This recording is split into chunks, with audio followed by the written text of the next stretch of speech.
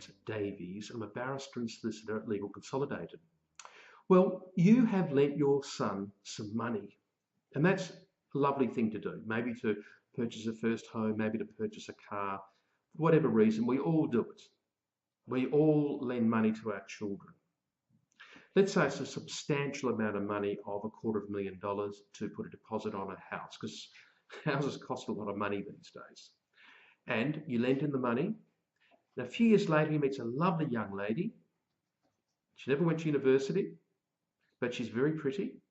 And your son marries her, and they're together for maybe about 8 years. Because about 8 to 10 years, if they split up, they get half to each other. So half what your son owns goes to her, half what she owns goes to your son. But she doesn't have any assets. They have equity of $250,000, your money that you put in. Now, what the family court will say was that you gifted the money to the boy, to your son, and now that money is part of the matrimonial assets, or if they're in a de facto relationship, if they never got married. As young people seem not to get married so much these days, it doesn't matter. They're still deemed to be married after 2 years, and after about 8 years, it tends towards a 50-50 split. So you are going to lose, as the dutiful father that lent the $250,000 to the boy, you're going to lose about half of it to a person that is leaving and no longer part of your family. Very bad planning. You should have spoken to your lawyer. You are. And now we go back in time. And now what you're going to do is do it differently. You are now going to lend your son $250,000, if that's the amount, or at call. So you can have the money more or less paid over time. You don't have to put the exact amount in, and you can have the money due and owing at call when you want to get it back, and you can have the interest rate set at 0, but the power to increase it at any time. Because if you have the interest rate at 0, there's no tax ramifications, there's no tax issues.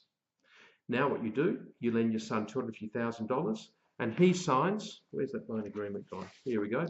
He signs the loan agreement, and you put that in your top pocket.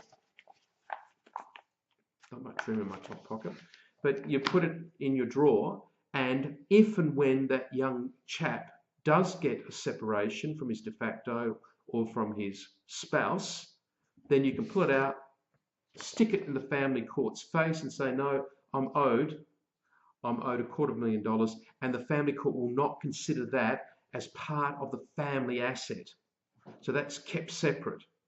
And if that's all they've got, then your son will not be required to give anything to that young lass.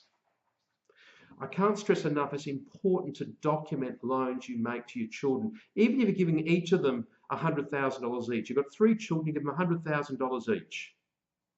That's fine, and that's balanced. And as far as your will is concerned, your last will and testament, you wouldn't need to mention that in your will.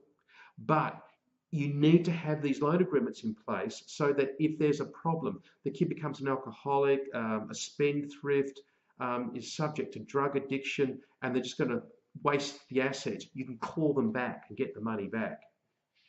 It's good common sense to do that.